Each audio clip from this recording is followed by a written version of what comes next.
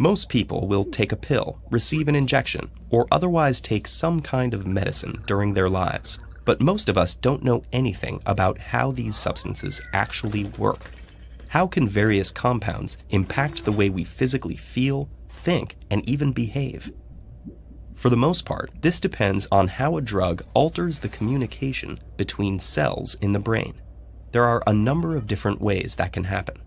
But before it gets into the brain, any drug must first reach the bloodstream on a journey that can take anywhere from seconds to hours, depending on factors like how it's administered.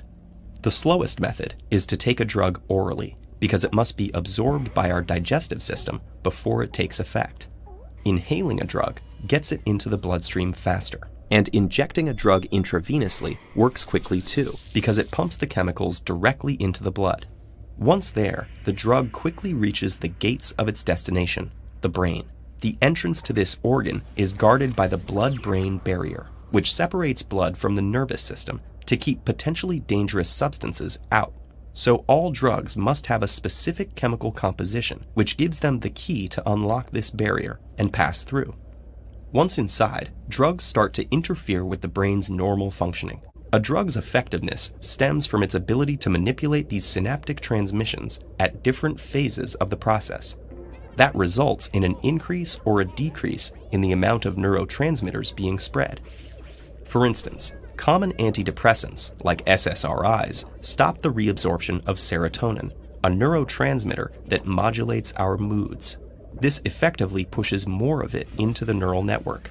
Meanwhile, painkillers, like morphine, raise levels of serotonin and noradrenaline, which regulate energy, arousal, alertness, and pleasure. Those same neurotransmitters also affect endorphin receptors, reducing pain perception. And tranquilizers work by increasing the production of GABA to inhibit neural activity, putting the person in a relaxed or sedated state. What about illegal or illicit drugs? These have powerful impacts on the brain that we're still trying to understand. Crystal meth, an amphetamine, induces a long-lasting release of dopamine, a neurotransmitter linked with the perception of reward and pleasure. It also activates noradrenaline receptors, which increases the heart rate, dilates pupils, and triggers the body's fight or flight response. Cocaine blocks the reuptake of dopamine and serotonin, pushing more into the network where they boost energy, create feelings of euphoria, and suppress appetites. And hallucinogenic drugs have some of the most puzzling effects. Substances like LSD, mescaline, and DMT all block the release of serotonin, which regulates mood and impulsivity.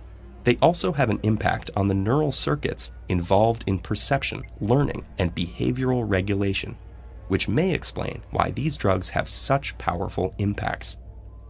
Even if some of these effects sound exciting, there are reasons why some of these drugs are highly controlled and often illegal. Drugs have the power to alter the brain's chemistry, and repeated use can permanently rewire the neural networks that support our ability to think, make decisions, learn, and remember things. There's a lot we still don't know about drugs and their effects, both the good and the bad. But those we do know about are the ones we've studied closely and turned into effective medicines.